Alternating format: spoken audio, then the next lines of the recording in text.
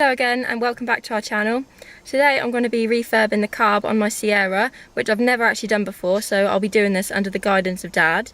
So I hope you enjoy the video and don't forget to like and subscribe. This is the carb that I'm going to be replacing.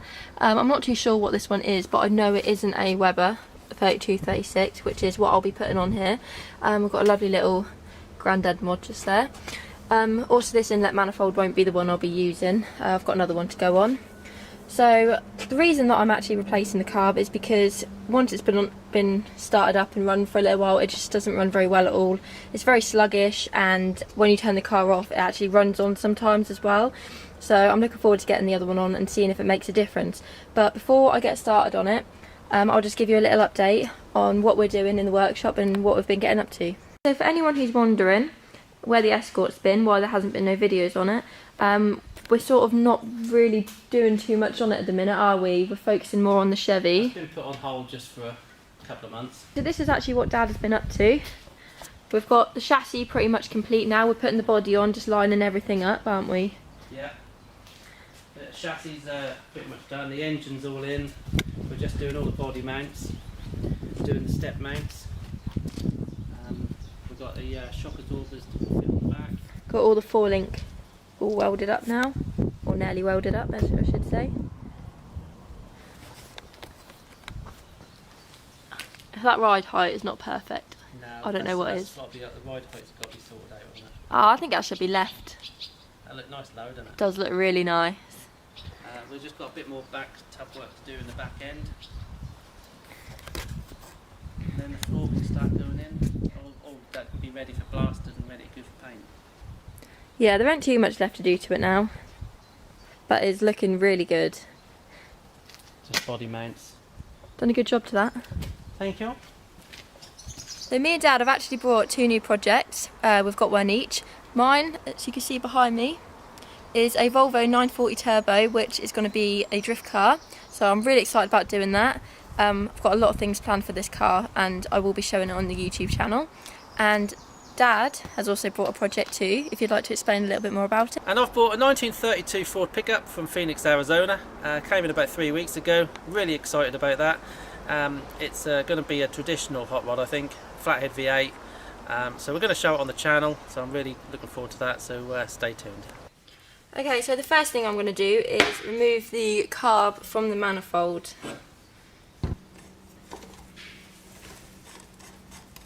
Right, what do we do now? Right, next thing is to get them 6 screws out of there. Yep. Get the top off, and then we'll start taking these bits out. What you want to do is have a bit of cardboard on here. What I do is I see the front of the carb with all the fuel. Yeah. I mark it on a bit of cardboard so that you know which jets are left and right, primary and secondary. If you undo them 6 screws, this whole top lift off. There's a float well in here. Right. So you just want to lift that off, not directly upright. Just give it a little jiggle, and they'll come off. So get the screws off, and then get the top off, lift it off, and then I'll come and have a look.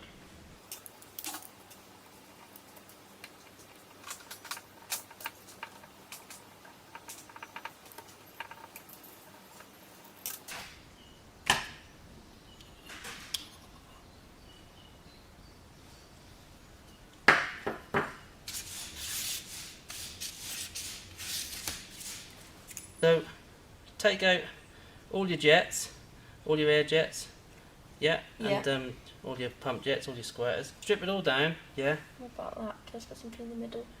But put it all, lay it all out, and then clean it all. What about that bit? Because I've got something in the middle. That pushes down. Right. You just push down on there, like. Yeah. Put your screwdriver in, give it a turn, and that's the upper end enrichment valve. Got, like screw foot threads in. So that's how you took it off. That's your front, innit? Yep. So that goes on that side. That goes on that side. It just sort of gives they can stay in the centre, can't they? Yeah, because there's only one of them.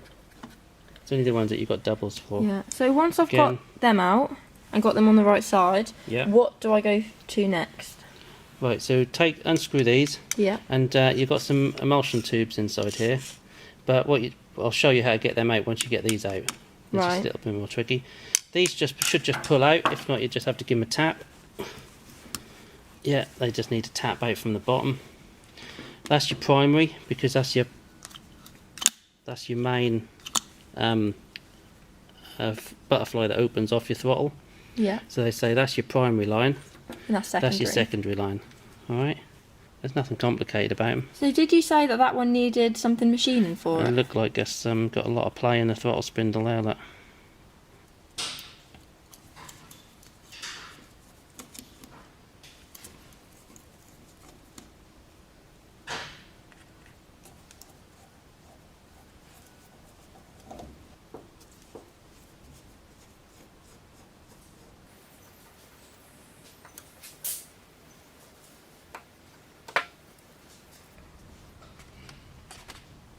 I'm doing this linkage part here, and I tried to undo this nut, and I didn't actually realise because of how dirty it was, that there's actually a little tab on there.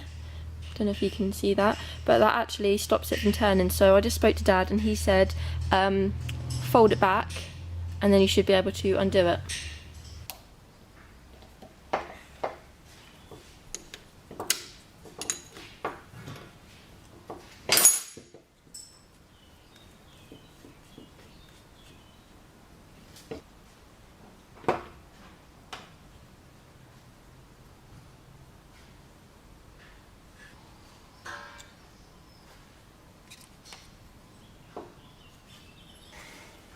Right, these got to come off.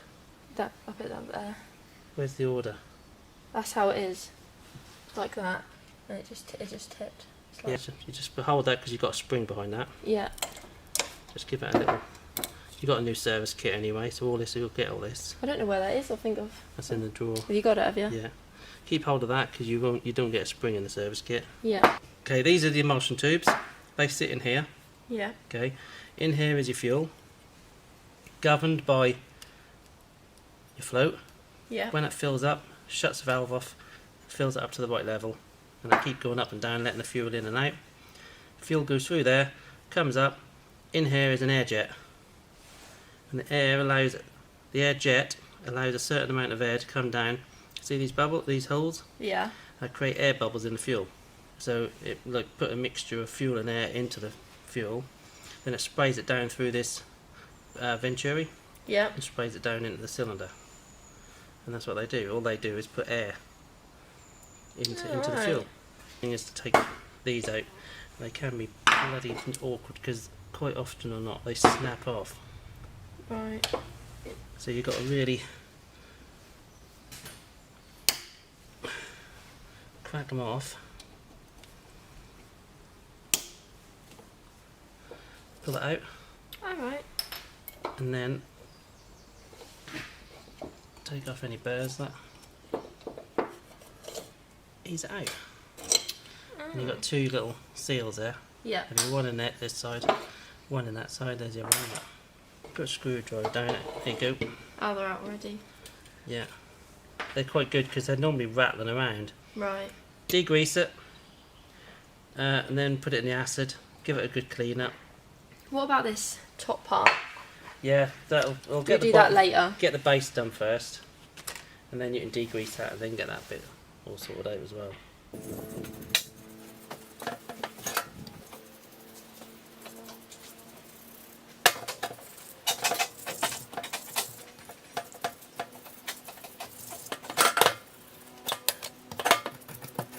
Right, so I've now finished cleaning the carb up. I've just used a degreaser, as you saw, and then I've put it in the acid to clean it up as well. The next part now is to get this top bit stripped. I've also got the manifold cleaned up as well, so that's all ready to go. So I'll strip this now, and then all of this can be cleaned as well.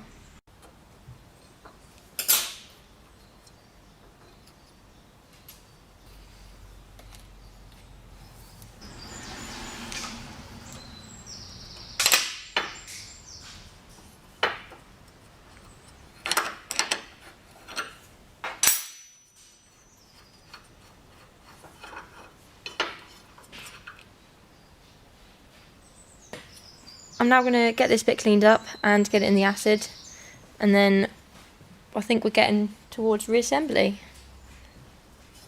Okay, so I'm now ready to get the other carb off. First things first is get this air filter off, and then we can start looking at disconnecting everything off the manifold.